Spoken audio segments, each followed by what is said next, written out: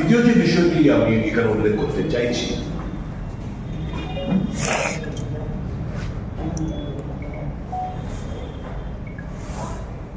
দিল্লির একটি কোর্টের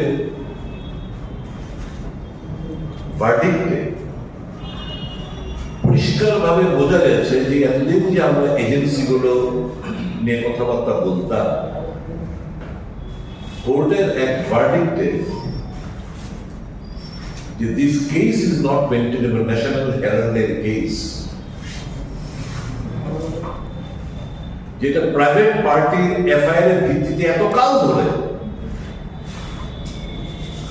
2012 সালে সুব্রমণিয়ান স্বামী দ্বারা এক পিটিশন 2025 সালে এসে কোর্ট বলছে when is the FIR? Private party FIR is not maintainable in PMLA cases. Prevention of money laundering কেসগুলোতে পুলিশ হোক, সিবিআই হোক, বিভিন্ন এজেন্সি দ্বারা মামলা রেজিস্টার করতে হয়। কিন্তু এই মাসখানেক আগে একটা কেস রেজিস্টার হয়, দিল্লি পুলিশের এক কেস রেজিস্টার করেন। তাহলে এই যে 13 বছর ধরে এই যে চার্জশিট জমা দিলেন দিল্লি কোর্টে, এটা ইনফ্রাকচুয়াস, মেইনটেনেবল না। এই রাহুল গান্ধীজিকে 56 ঘন্টায় ইডি অফিসে বারবার ডেকে নিয়ে জেরা, একজন বয়স্ক মহিলা, আমাদের পার্লামেন্টারি পার্টির চেয়ারপারসন সোনিয়া গান্ধীকে ইডি অফিসে ডেকে নিয়ে 10 ঘন্টা জেরা। All are infractions.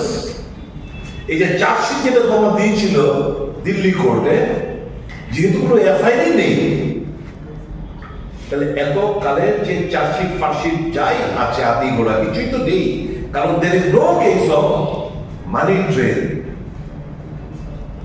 মানি ট্রেনের কোনো ঘটনা ঘটেনি। তাহলে এই কোর্ট অবজারভেশন দিয়ে বলেছেন দিস ইজ নট মেইনটেনেবল, বাতিল করে দিয়েছে। আমি জানি, আমরা জানি এরা হয়তো ফার্দার এপিল করবে হ্যারাসমেন্টের জন্য। ওই তিনজন আবার কেস রেজিস্টার করেছেন, আবার হ্যারাসমেন্ট করার জন্য হয়তো রাহুল গান্ধী, সোনিয়া গান্ধীকে আবার জেরবার করবেন, হেনস্থা করবেন, এটাই উদ্দেশ্য মতো।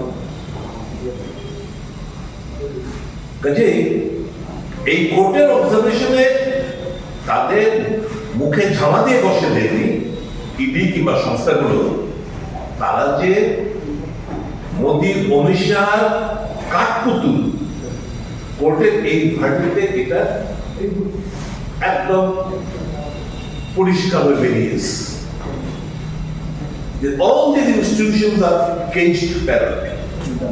স্বাধীনভাবে কাজ করার তাদের কোনো এখতিয়ার নেই, ক্ষমতা নেই, তারা শুধু অঙ্গুল হেলনে তারা কাজ করে বেড়াচ্ছে।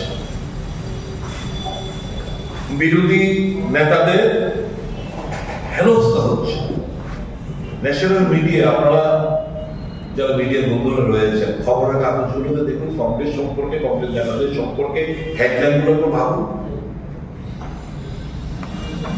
লোক সমক্ষে কংগ্রেসকে হেয় প্রতিপন্ন করা, রাহুল গান্ধীর ইমেজকে টার্নিশ করা, সোনিয়া গান্ধীর ইমেজকে টার্নিশ করা, এটাই ছিল মূল উদ্দেশ্য এবং লক্ষ্য।